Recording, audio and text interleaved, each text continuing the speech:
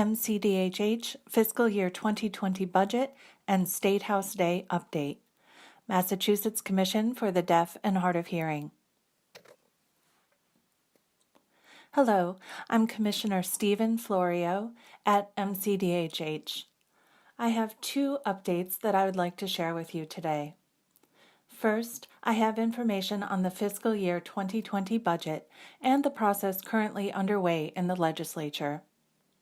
Second, Deaf and Hard of Hearing Constituents Day will take place on May 15th, and I have more details to provide.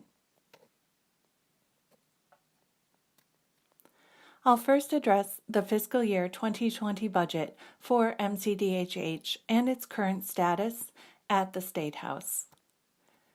To provide some background, Governor Charlie Baker proposed his budget, known as the H1 budget, to the House Ways and Means Committee on January 24, 2019.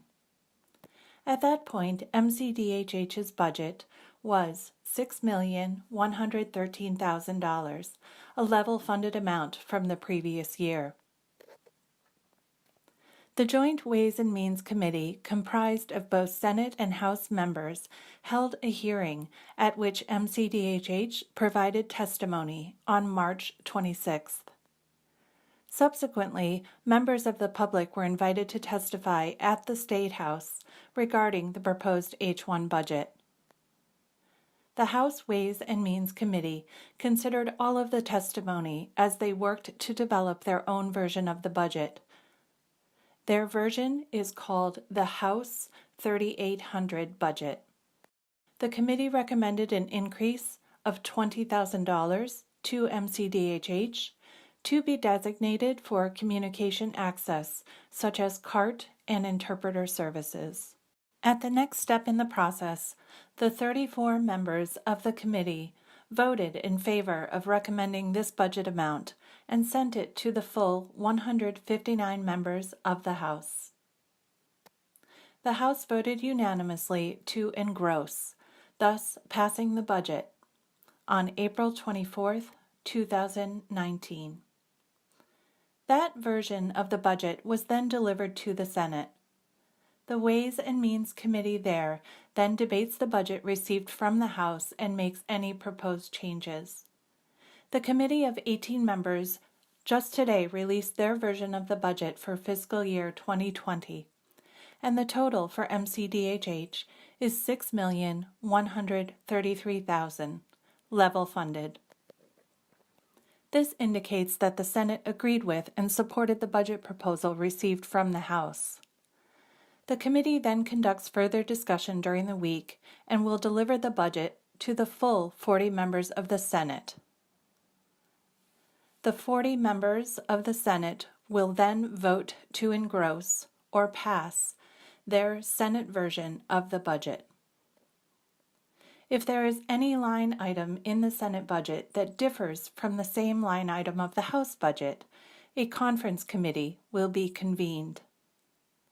This conference committee is comprised of both House and Senate members who will then debate and make proposals until the budget is ultimately agreed upon by all members.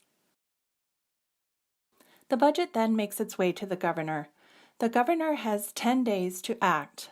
He can either endorse the budget by signing it, or he can veto all or some line items. If the governor makes changes to the line items, the budget then returns to the Legislature.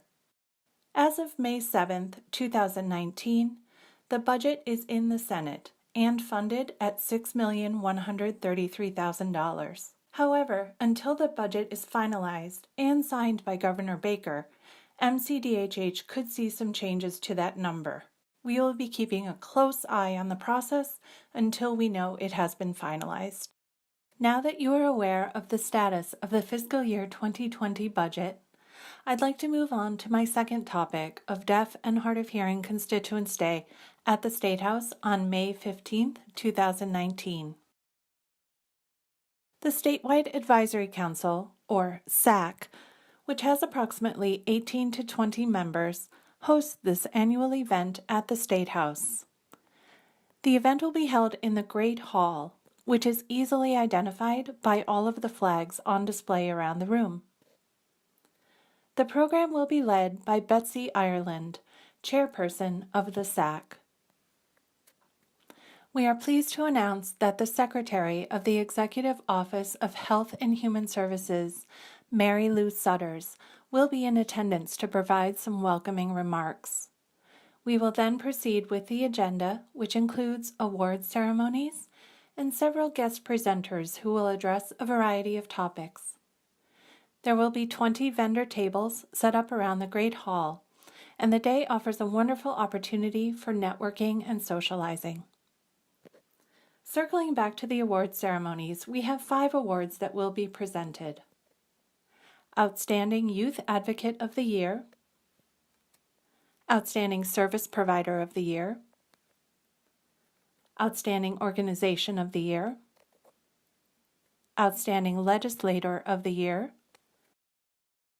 and last but not least, the Diane L. Nettles Outstanding Advocate of the Year Award. This last award is named in honor of Diane L. Nettles, who was a tireless advocate for many years, as well as a longtime member of the statewide advisory council. She lived in Springfield, Massachusetts, and passed away in 2015. This award is a way we honor her work and her memory. I invite and encourage all community members to come to this exciting event on May 15th, 2019. I look forward to seeing you there. Thank you.